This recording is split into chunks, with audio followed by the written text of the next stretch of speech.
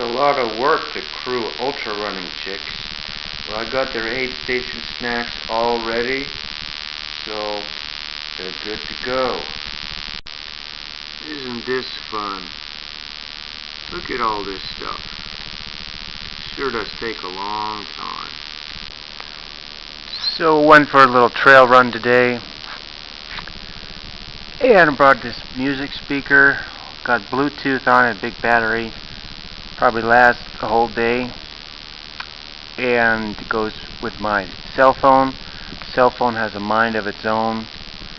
Sometimes a button's pressed and it pauses. Sometimes the volume goes down. So it's kind of a hassle needing to solve that problem. I don't know why when you lock the screen and it still pauses. Sometimes the touch screen gets touched and it pauses even if you got the screen locked. So there's some error in the software. Kind of wish I could write my own software, do it correctly, so then when the screen's locked, it'll keep playing and won't change the function. Or have a lock function on the music player so that you have to unlock it to press pause. Anyway, over here I got my 2 ounces of peanut butter sandwich,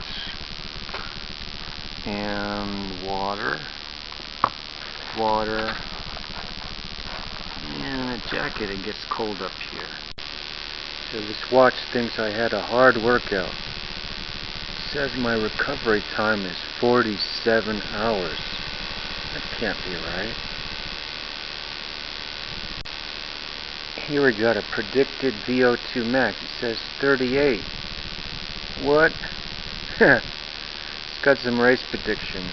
Let me see what it says. I'm going to turn the camera off. See, here are the race predictors.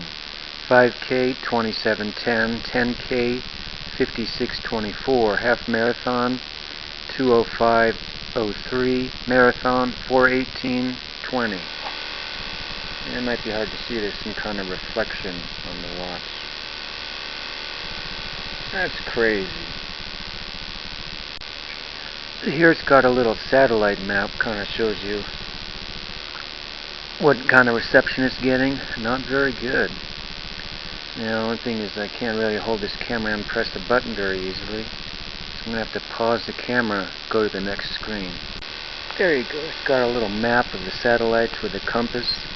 And it kind of overwrites the compass, north, south, east, west letters with a little satellite. Got a little number for it. Anyway, it's not getting good reception. I think they really screwed up on the firmware on this watch. This is the Fenix 2. Garmin was the top of the line back in the day. Now they've got the Fenix 5, a few different versions of the Fenix 5, and they still have the Fenix 3. There was no Fenix 4. Apparently they skipped out on that one. But I don't know why they didn't make this software right. It doesn't calculate distance correctly. They must be using the accelerometer to estimate distance instead of sticking with the GPS. This does have WAS enabled right now, and it is using full recording every second. So there's something wrong with the firmware because it's really getting bad distance on the climb up here. And it's even off on the way going down. I've done this run a few times with this watch, and it's very disappointing.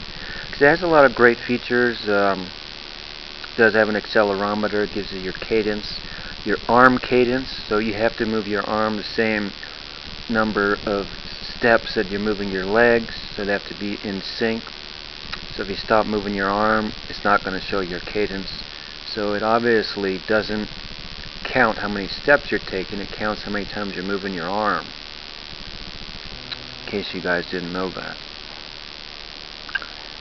So, it's a little disappointing. I'm trying to figure out what to do. I want to get accurate distance here, and don't want to spend a lot of time. I thought I had the checkbox for GPS watch checked off with the Epsons. Nope.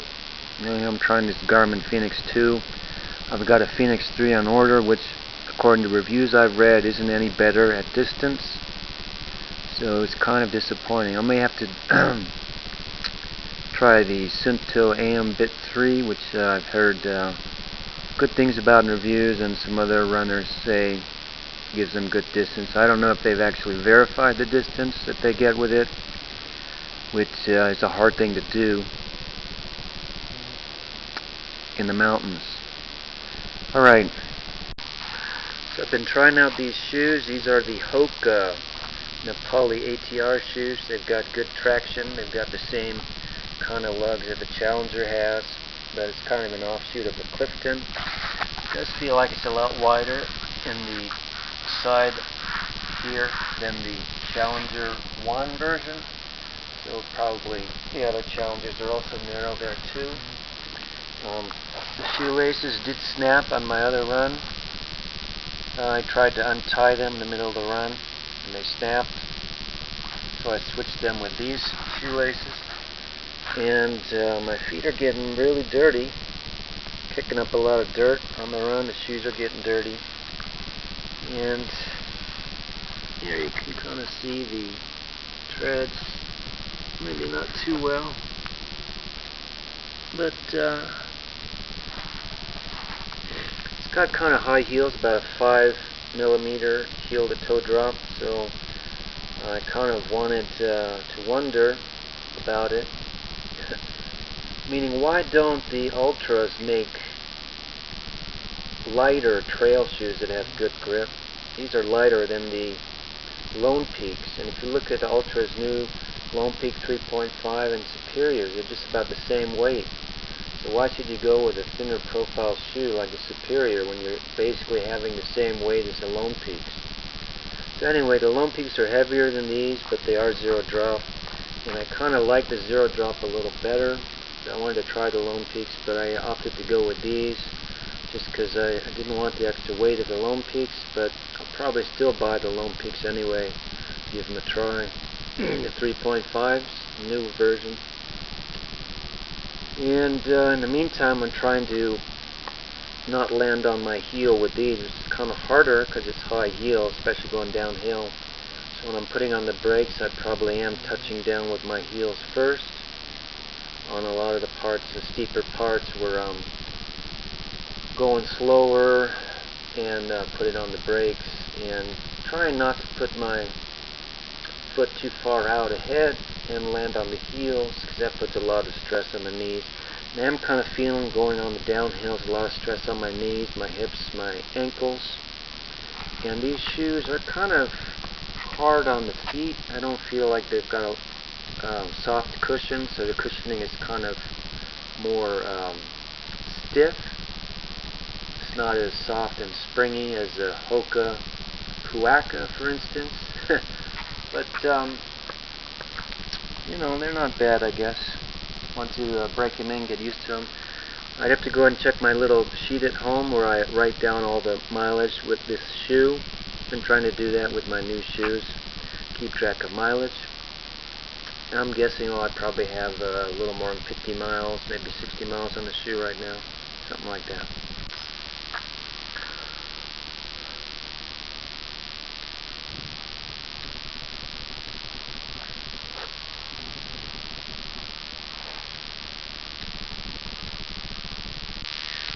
So I got my replacement watch here. This is the Garmin Fenix 3, because the Fenix 2 was given bad distance data, wrong distances for out and backs. If you do an out and back trail run, you should get the same distance for the out and for the back, and you should get the correct distance as well. Fenix 2 fails that. Anyway, I got the little screen protector for the Garmin Fenix 3. The bad news here is that the Fenix 3 is probably not going to give any better results than the Fenix 2, but it has an easier to read display. And the bad news also is that the Fenix 5 really doesn't give any better distance measurements either, according to other people's reviews. So it looks like I may need to get a Suunto AMBIT 3. Problem is they have different models, and some of them don't have long battery life, so you got to pay the extra money to get the long battery life or recharge it on the fly. Anyway, quite disappointing. Garmin, what's wrong with them? Suunto uses the same satellite but gets the correct distances, or better, more accurate distances. What's wrong with Garmin? So anyway, the box is unsealed, so it's an open box. It comes with a watch, some instructions, the adapter, and the outlet, and the charging cable. Kind of a long thing. You have to charge it on the fly. You got to hold this in your hand. Be kind of inconvenient. I guess Garmin never really thought about charging on the fly. Here we got the Fenix 2, 3.2 ounces. Fenix 3, 3.1 ounces. Fenix 3 in grams, 90 grams.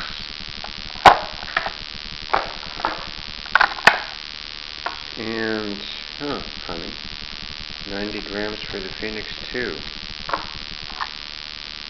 Okay, the Fenix 3 is supposed to be lighter. Could be where you place it on the digital scale. Anyway, they're about the same weight.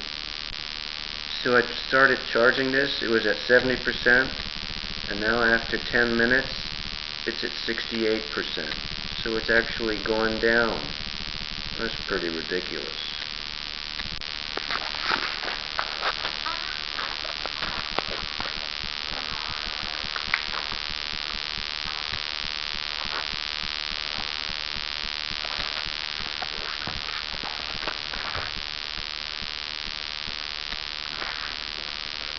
You go take your cat and put Stevie there. You move out of this house and never put the foot on this main house. Dearly beloved, we are gathered here today to witness the return of the Garmin Fenix 2 GPS watch.